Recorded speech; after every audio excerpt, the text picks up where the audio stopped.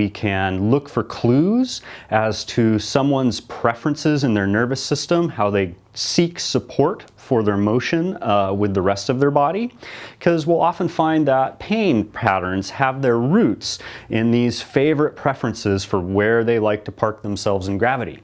And so I'm going to have Rachel turn around right now, and what we're thinking about as it relates to our base of support, most folks, unless they've really trained themselves symmetrically, do a lot of balance sports, are going to have a pretty obvious preference about what leg they like to support their weight on when they're accomplishing anything with force with their upper body. We can release a lot of patterns by getting them to ease their participation in support. Lift your right foot off the ground and hold it.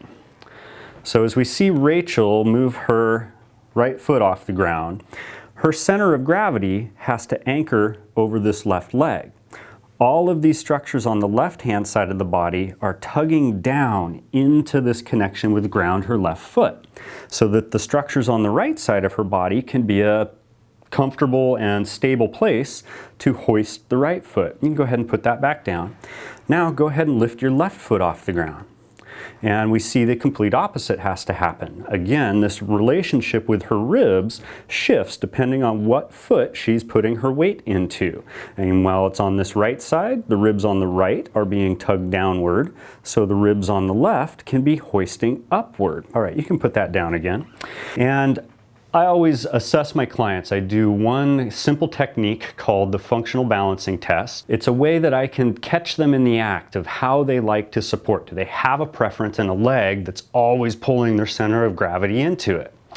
So let me show you what that technique is. I've got this camera on my head today so you can get two different views of what we're doing. Rachel, go ahead and face me. Okay.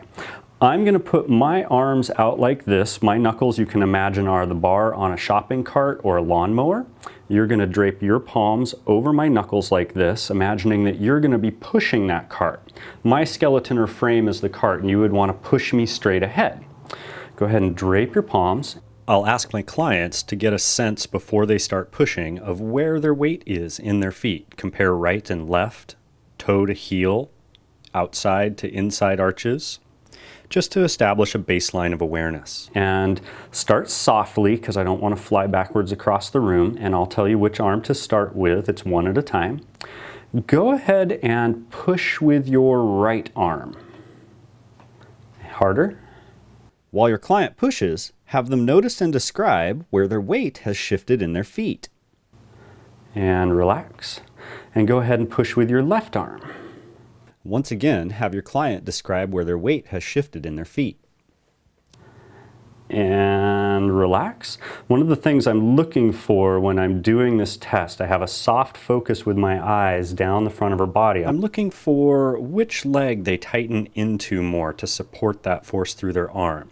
Are they lifting toes off the ground? Do they lock their knees? Do they bend their knees? Does their pelvis rotate? Does their belly button point in a certain direction? What's the sense of presence like in their hand? How stable and solid does it feel? Is there a difference in left versus right? So now go ahead and push with your right arm. Now, keeping that push in your arm, lift your right foot off the ground. Good, relax. Now push with your left arm and lift your left foot off the ground. Which one felt easier? The right. So Rachel just found that it felt easier to be pushing with her right hand while lifting her right leg. This is our first clue that her left leg is her support leg, her favorite posture leg. In addition to asking the client if they have a sense which leg is easier for them to unweight or lift off the ground, I also look for the sense of presence again in their hands. When they lift that foot off the ground, are they able to maintain the force in a steady and controlled fashion in their hand? She can still express force while lifting weight out of the side of her body that's being hoisted. It's more difficult to lift the side that you're anchoring in off the floor. To review, the functional balancing test helps bring awareness to both practitioner and client of asymmetries and preferences for support and movement. Hey, thanks for watching. Be sure you click subscribe and stay tuned.